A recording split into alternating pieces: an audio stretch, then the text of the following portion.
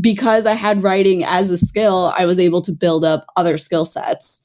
Once I had that foundation, I was able to learn copywriting, and then I was able to learn SEO, and then I was able to learn UX UI design and things like that as well. So now I'm making more money than I ever could have if I was a business major or something like that. So it's just funny how that ends up working out in the long run.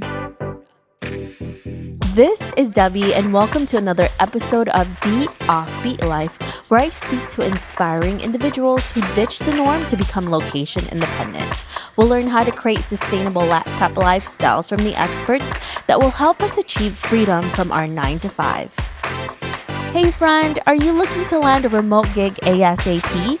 Well, did you know that we not only have a ton of online jobs you can apply to on our site, but now we're also sending them straight to your inbox.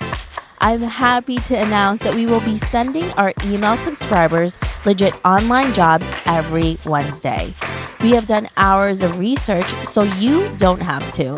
If you want to be the first one to hear about the remote gigs we find, go to theoffbeatlife.com to subscribe. On this episode, I speak with Alex, who is a travel blogger at Alex on the Map and the host of the podcast Nomads on the Map, both of which focuses on digital nomadism, online entrepreneurship, and creative travel. So listen on to find out how Alex has been able to experience sustainable creative travel. Hey everyone, thank you so much for being here. I am super excited to be with my guest today. I'm here with Alex. Hey Alex, how are you? Hey Debbie, I'm doing well. How are you? I'm good, and it was so good to talk to you before our interview because Alex, you told me you live in Brooklyn. I live in New York City too, so we're like, oh my God, we're neighbors. It's funny how in New York, it's like you live in a totally different borough, but you're neighbors. It's all good. It's true. It's like, that. Yeah, we're New Yorkers. We're neighbors. It doesn't matter if we live like 20 miles from each other. We're still neighbors. Absolutely. So, Alex, can you tell us about you and why you live an offbeat life? Yeah, absolutely. To be honest, I've lived kind of an offbeat life forever. I was homeschooled growing up, so I was really used to doing things a little bit differently. I did not attend a public school, so I had a lot of my own free time to do things. I determined my own schedule. My mom let me choose, which things I was going to learn first. And then once I got it done at 1:00 in the afternoon, I had the rest of the day to do whatever I wanted. And I really loved that. Once I went to college, even I had a lot of free time. I really liked the idea of being able to craft my own offbeat life. So pretty quickly on, when I started my career, I went and worked for USA Today in Florence as their foreign correspondent there. And so I was working remotely pretty right out the gate of college and loved it and knew that that was something that I wanted to continue doing and that I loved. And I've worked remotely for several different companies as well as myself over the past, it would have been 7 years now. And I've been able to travel all over the world, which has been fantastic. Can't complain about that. But yeah, it's kind of been offbeat all the way around, I'm going to be honest. So, well, your background is really interesting, right? Because you were working, like you mentioned, remotely before this was like an in thing. And it was just a part of who you are, a part of your life and what you were already doing. How did that even come into fruition? Because back then, no one really knew how to handle what working remotely was. That must have been a really great company that you started with because for the most part, people didn't do that. Yeah, I got really lucky. I was right out of college with pretty much no experience. I had written a novel that was published when I was really young, but that was my only real work experience. So when I got the opportunity to work for USA Today, which was basically, going around and trying these restaurants and hotels and bars and writing about it, which was the dream job living in Italy. I loved it. I was really, really lucky. And it didn't pay a ton, but the experience was more than enough to kind of cover the fact that I wasn't getting paid a lot. It was also Italy, so it wasn't as expensive as New York or the United States. So that was nice. I just really got lucky with that position. And, being early on in remote work, it was kind of weird that I was doing it. It wasn't something that everyone was like, oh, wow, everyone does. Even, when I became a digital nomad and travel with my husband later, that was more the norm. But even then at the beginning, it was kind of weird. It was a weird thing to do. Everyone was kind of like, oh, I don't understand. I had to explain it to them. And even then they didn't really get it. So well, I want to dig deeper into those conversations when you were mentioning to people and they're, in New York especially, they ask you, what is it that you do? I think this is like an American thing, right? The first thing is like, what's your name? What do you do? And for you to be like, I go around in Italy and I eat food and I review it. How did those conversations look like? Because I can just imagine people's faces like, what? What do you do? Exactly. That's exactly what their faces were like. It was really interesting because for the longest time, I don't think people thought I actually worked and traveled. I think they just thought that like I had a ton of money, which, I didn't, and that I was just going around living my best life or going into debt or something like that. So really explaining it in the beginning and saying, okay, this is a viable way to work and live was almost impossible. But it eventually started catching on, and maybe not necessarily that type of job that's kind of one in a million, but the remote work attitude and people taking their work with them became more of a thing the longer it went along. And so, it's been really interesting too, because it used to be kind of a cool cachet to be like, I work from home, I'm a remote worker. And then now everyone does it. So you're like, yeah, oh man, yeah, I'm not as cool as I was. It's fine. Like, yeah, me too. I was forced into it. Yeah, exactly. I hate it. And I'm like, no, it can be really cool. I promise. Like, it's a lot cooler than it seems. Yeah, well, that's the thing. I keep saying this. I think the people who were forced into remote work during the pandemic are not getting the real experience of what it's actually like, because this is not how it is, everyone. Like, you have so much freedom when you're working remotely, so much freedom with your time. You can do whatever you want. Well, obviously, as long as you do your work, but that's another conversation in itself, making sure you balance all of that stuff. But I actually want to go back to something that you mentioned, Alex, was that you wrote a freaking novel when you were really young. Okay, let's go back to that. What was this novel about? And obviously it was good enough for USA Today to like take notice of you after like you had no freaking experience. And then you wrote a novel and then they're like, we're going to take you to Italy and you're just going to write about food, enjoy it, and we'll pay you for it. Yes, it doesn't pay as much, but damn, that's a crazy experience. What the hell was this novel about? And what? Tell us. Well, I've got to be honest, I'm a little embarrassed about it now because it's been like 10 years since, it's been more than that since I signed the contract. So it's been a long time. But it was about Shakespeare. It was about the Dark Lady of Shakespeare's sonnets. And I wrote it when I was 16. But it got picked up by a publisher and I signed my contract at 17. Wow. And it was an amazing experience for me. I learned a lot about myself. I learned a lot about marketing. I learned a lot about just dealing with people. Again, I was able to write it because I was homeschooled and I had a lot of free time. I wouldn't have been able to do it otherwise. And it was a great experience. I learned a lot from it.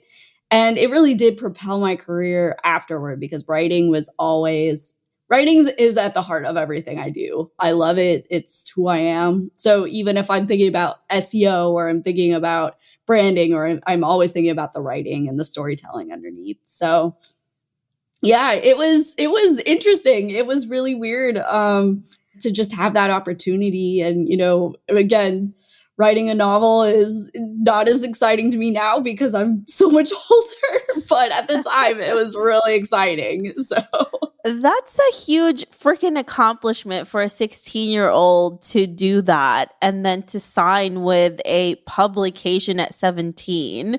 And then right after college, working for USA Today to pretty much live the dream, right? And you've worked with a lot of really great companies too, and now you have a business.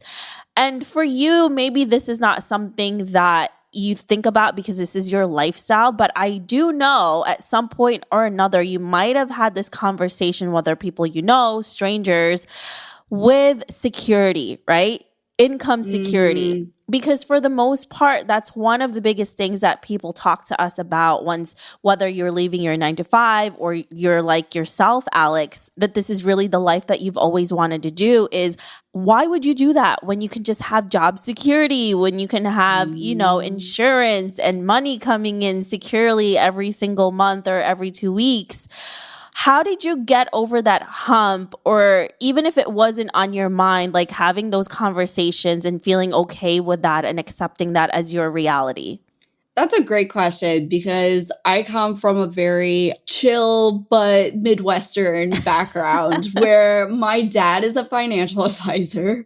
So when I told him I wanted to go to school to be a writer, he was like, okay, well, how are you going to make that work? And I said, I don't know. And he's like, okay, just so you know, it's probably not going to work out for you.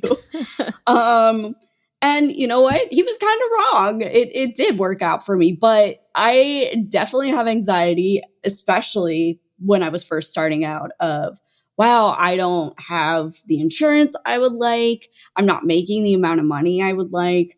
I'm living in a foreign country and what's going to happen when I come back or if I come back. Definitely all those thoughts ran through my mind, and other people not understanding that life choice definitely made it a lot more intimidating for me to give it a shot. The joke is now, because I had writing as a skill, I was able to build up other skill sets. Once I had that foundation, I was able to learn copywriting, and then I was able to learn SEO, and then I was able to learn UX UI design and things like that as well. So now I'm making more money than I ever could have if I was a business major or something like that. So it's just funny how that ends up working out in the long run. But trusting yourself and trusting that you know what's best for you is really, it's not an easy thing, but it's important. Yeah. Isn't it interesting when you actually do what you want and then you build up that resume, portfolio, and things starts to happen, right? And I think most people, if it doesn't happen right away, they often give up. And I think there's like a meme or like a picture of a cartoon of someone who gave up and it's just only a few inches before they hit gold. And then someone, who keeps pushing, then they finally hit that jackpot. And I think that's really what happens with most of us. Sometimes it happens a lot faster and then sometimes it happens later. So you just have to make sure that you're obviously learning from what's happening with you. So you mentioned, Alex, that from writing, you learned how to do SEO, you learned all of these other things from it, like copywriting. How did you do that? How did you learn all of these different skills? Did you take any classes? Did you go to school? How did this all come about? And how did it turn into actual income for yourself? Yeah, that's a great question. I've always loved to learn. And again, I attribute this to having a lot of free time as a homeschooler and just saying, I'm going to pick up whatever interests me. I love to just pick up a book. I will read books on the dullest topics ever and find them fascinating. That's just something I love to do. So I just kind of also learn by doing as well. So I'll read a ton about something and then I'll do it, and I'm okay with making mistakes. So that's a big thing. I do take some courses occasionally on things. For UX, UI, I definitely had to take a course, but a lot of SEO for me was just playing around. My husband's an SEO manager, so he could kind of teach me the basics. And then from there, I kind of just learned it on my own. It really is just being open, I think, and saying, I am willing to learn everything, and then I'm willing to specialize. And knowing what you're good at, knowing what you don't like and you don't want to include in your skill set is really just as important as learning new skills as well. And I think that's the key point for all of this is trying things out and seeing if it sticks, right? If it's something that you enjoy, because then once you really figure that out, then you can drive into that and then you can start creating income from it. So when you finally figured out that SEO was a big part of it, your copywriting skills and obviously writing was a huge part of what you really love and you're passionate about, and realizing you can make money from this, how did you get clients from it? How did you make money from this? How did you make the most you've ever made from all of these skills that you have? A lot of it was just putting myself out there, honestly, on social media, starting to learn which places really I could get clients. Instagram, I learned, was not great for me to get clients. I loved posting things. It was fantastic. I got a lot of feedback because it's Instagram, but it wasn't necessarily the best place for me to get clients. However, posting on LinkedIn, which you only need to post once or twice a week on LinkedIn in order for it to make an impact, I was able to pick up people. So it really is just, like you said, trying new things, seeing if they stick, being open to learning new things and saying, okay, you know what? I might look a little silly doing this or look a little desperate or not be doing it enough, but I'm going to just give it a shot and see how it goes. And but definitely LinkedIn for me has been a big one when it comes to clients and getting a hold of new people, because it is so easy just to post once or twice a week. So that's amazing. And that's one of people tell you to go to LinkedIn all the time, right? To build your profile there, but to actually using posts, that's incredible, right? To actually do that. So when you are actually putting in your post there, once or twice a week, are you offering your services? What does that look like? For UX, UI design, what I just do is I throw up a design I've been working on. It could be even unfinished. It doesn't really matter. And then you just mention in the captions and say, hey, this is something I'm working on. What have you been working on? Or what are your needs currently? But I don't directly offer my services. I just kind of put it out there and say, this is what I'm capable of doing. And again, it doesn't have to be the highest quality of work, but just that you show that you know your expertise. Same with SEO. If you say, Google had an unconfirmed algorithm update recently, what are your thoughts on that? Have you noticed any tanks in your rankings, things like that? Then people are going to engage with that. And it really shows up on people's profiles just because of the algorithm, the LinkedIn algorithm. So that's usually what I just do, is just kind of engage in a conversation.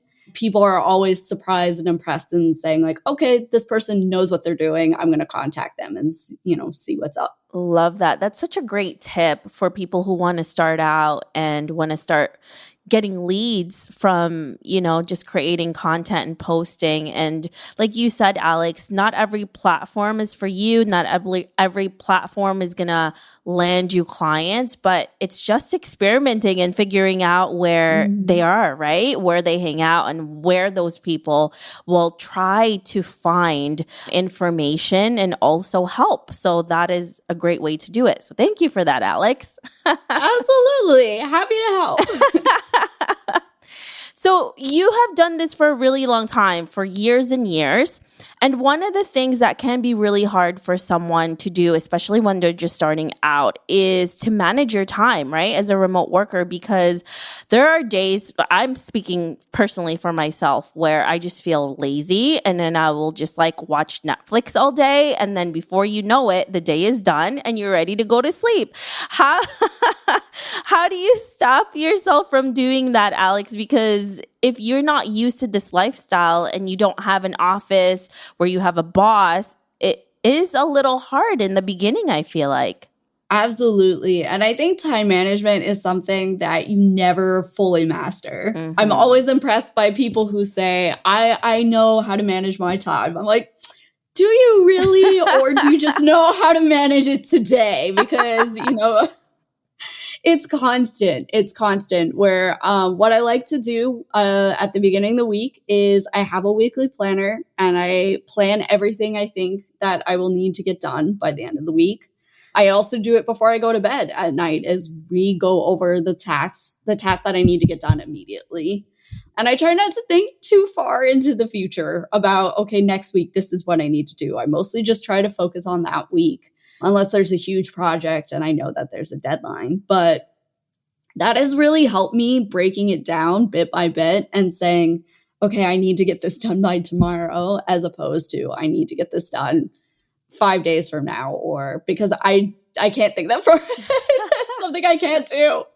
So really just, yeah, I think having those tasks laid out for me really helps. And other people do it differently. You got to do it your own way, but that's what helps me.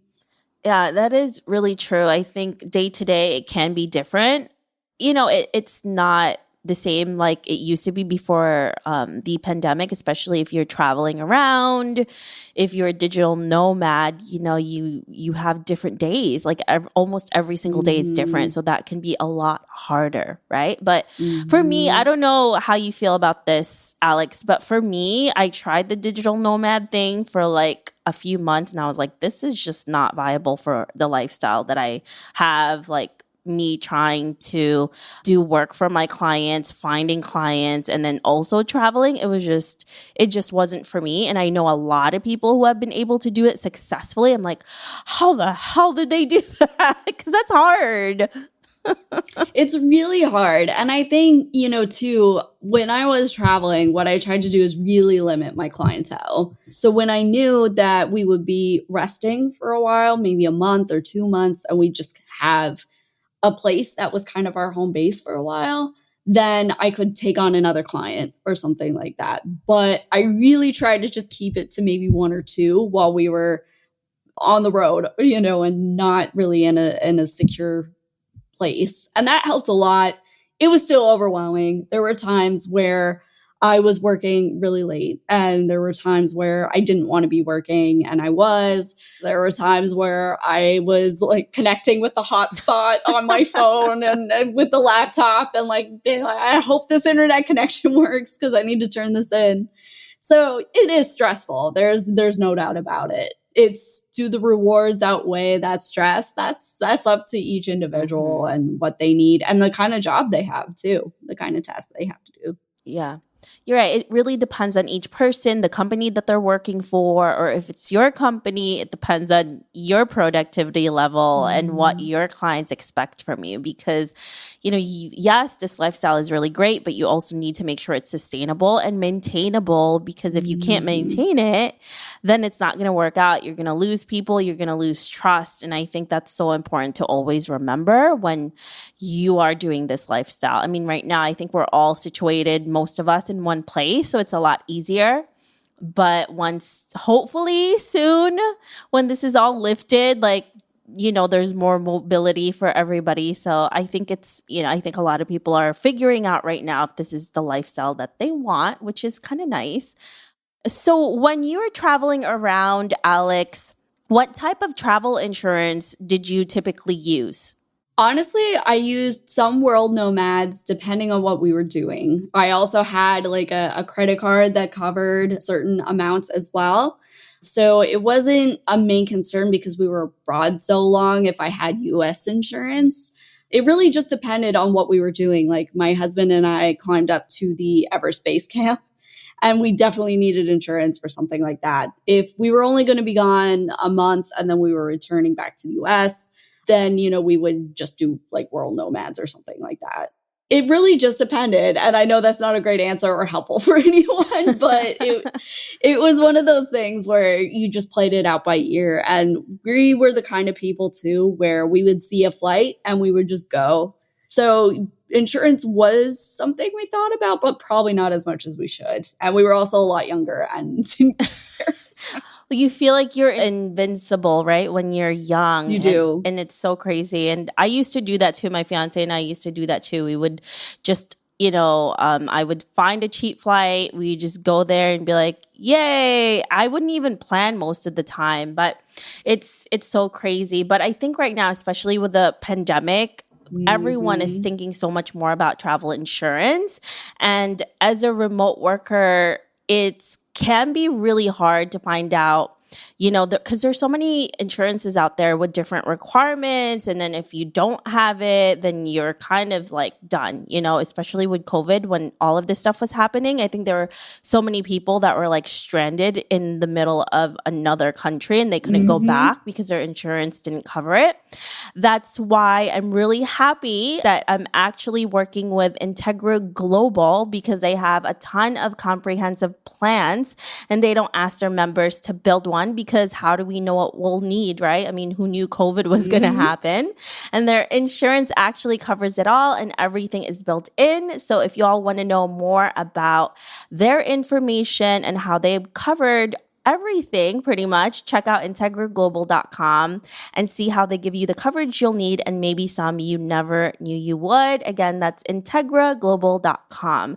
Yeah, it's so crazy how I've been talking to so many people about what they have, like, what do you do now? How do you prepare to travel right now? And the number one thing is like, oh, shoot, do we need insurance? Like, how do we make sure Mhm. that we get the right one? So, it's such a crazy time, but we got to do what we got to do.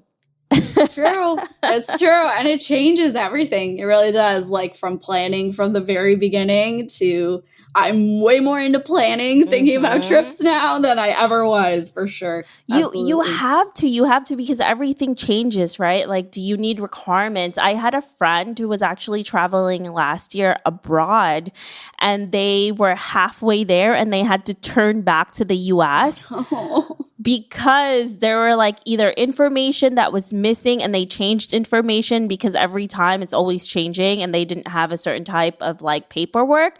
So it's Oh so crazy no. now. I know, I'm like, oh my God, that sucks. Oh my goodness. Oh my gosh. Yeah. That, That's stressful enough, like with yeah. the visas and everything before all this. So, Yeah. yep, So now absolutely. with now like medical things that you need to have, it's like ridiculously crazy. So Alex, let's fast forward to 50 years from now and you're looking back at your life. What legacy would you like to leave and what do you want to be remembered for? That's a great question. I want to be remembered for my compassion, first and foremost. Having amazing experiences, being able to travel, having that freedom is great for me as my day to day life. But at the end of the day, I want people to look back and say, she was really a kind person and she really just made people feel good at the end of the day. She had a lot of compassion. 50 years from now, I would love to be able to say that I have a kid who's happy in the world, also who feels comfortable in the world. That was something I had to learn growing up, coming from a really small town in the middle of nowhere, Montana. My eyes were wide open when I first was traveling by myself, and I think fostering in that new generation of just being open and saying, okay, we're going to go here. You're going to meet these people. You're going to try these foods is an experience I never had, but I would like to bring that to the new generation for sure. And yeah, just I think overall, when it comes down to it is my character more than anything. So, I think that's what people remember you by, mhm. It's interesting because I'm probably sure this is one of those motivational quotes. It's like, it's not the money that you make, it's how you make Mhm. people feel, right? That really has a Mhm. lasting impression on everyone and for the ones that you leave behind. Because I don't know if I'll ever be like, I don't know, like who's like a big name, like a legend or something. I don't know. But it's the Mhm. people that you leave behind that's so important. So I love that, Alex. So before we say goodbye to you, I have 5 rapid questions for you. So you have to answer it in one sentence. Okay? Ooh. Are you ready? Yep. I think I've got this. Okay. Okay. All right. First question, Alex. What's the best money you've ever spent while you were abroad and why? Ooh, a hot air balloon over the Valley of the Kings in Luxor. Oh my God. That's like, ooh. I'm pretty sure you have like beautiful photos from there too. Oh my gosh, they were. And it was so funny too, because that was really a big expense at the time. Now I look back on it and I'm like, not so crazy, but then it was really expensive. So I was like, do we really do it? And then now I'm so glad we did. Yeah, because you said that's the best money you've ever spent while you were abroad. So damn. I think so. Yeah, honestly, I'm like, wow, okay. Yeah, like that's still number one. Good for me. Okay. So describe what your ideal day would look like.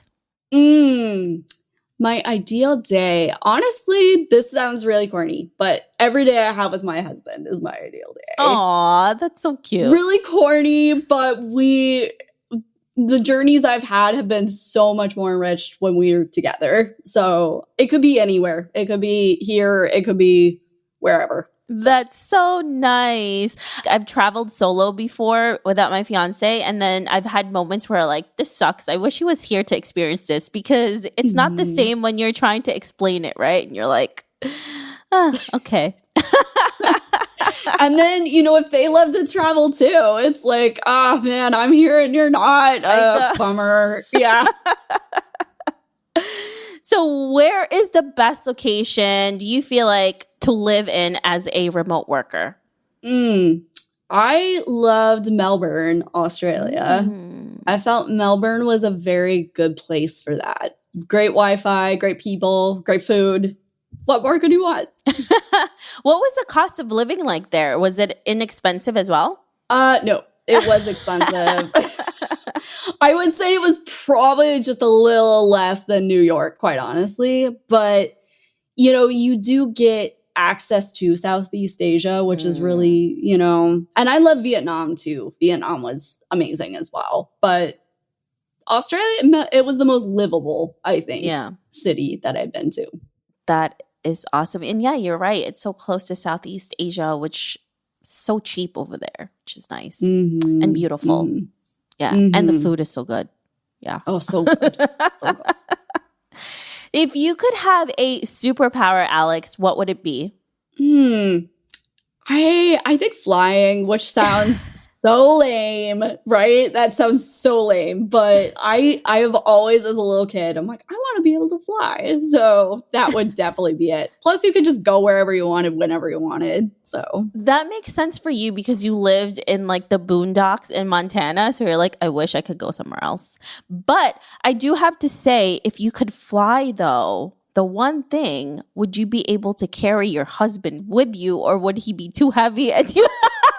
Definitely not. Definitely not. Because like, he's sorry. like, yeah, no, definitely not. And it's like a joke because I'm pretty small. I'm like 5'2", and he's like 6 foot. Oh my and God. like, so it's a running joke how small I am and how big he is. So definitely not. That is so funny. You would need to have super strength as well as be able to fly so that you could carry your husband with you when you're flying around. Otherwise, it'd be like, sorry, you're going to have to take a cab, a plane, whatever it is that you need to get to where I am. You're on your own. Have fun with that. All right. What's the one thing you wish you did sooner? Ooh, that's a great question. I think learn to love myself. I think I really do like who I am now, but I can't say that was the case for a long time. So if I could tell my younger self, you know what? As soon as you learn to love yourself, things are going to get so much better.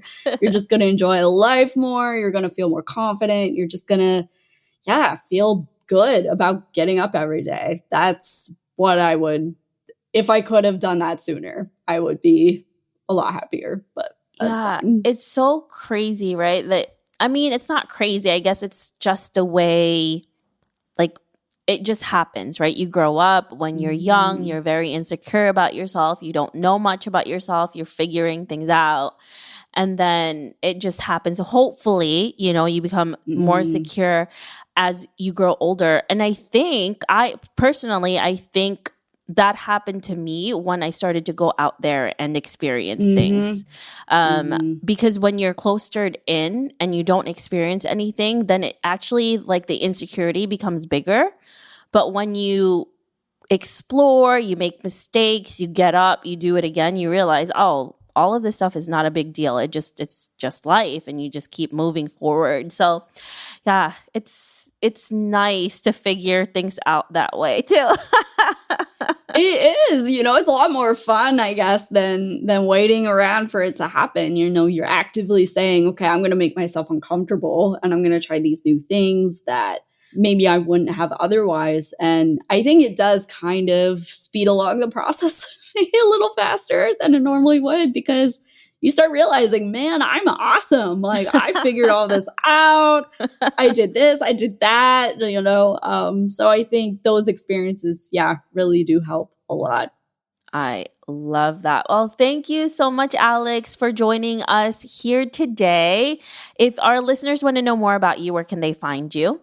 Absolutely. You can find me on any social media platform, and I mean any, at Alex on the Map. And then also my website is alexonthemap.com. So pretty simple. Love that. You hear that? That's how branding is. She's on everything, everywhere with the same name. So that's a good lesson for everyone to learn. Awesome. Thank you so much, Alex. We really appreciate you. Oh, thank you, Debbie. I had so much fun today. I hope you enjoyed this interview with Alex. Make sure to visit theoffbeatlife.com. Again, that's theoffbeatlife.com to get the extended interview where she shares how to use SEO to build traffic and authority with your website. Hey friend, have you been wanting to start a podcast? I know it can be overwhelming in the beginning. Believe me, I have been there. Lucky for you, we have created a new site called howtocreateapodcast.com that shares a ton of freebies that can help you get started. From launching, growing to monetizing, we share it all in one place. Visit howtocreateapodcast.com for more information. Hey listeners, thank you for listening to this episode, and I'm so thankful for your support. I would love to hear your thoughts on this episode and get suggestions on guests, topics we can discuss, and so much more. Feel free to reach out at hello@theoffbeatlife.com and let me know what you'd like to hear. If you like the show, don't forget to give us some love and review on iTunes. Thank you again for being a part of this journey, and I can't wait to hear how your location independent story will unfold.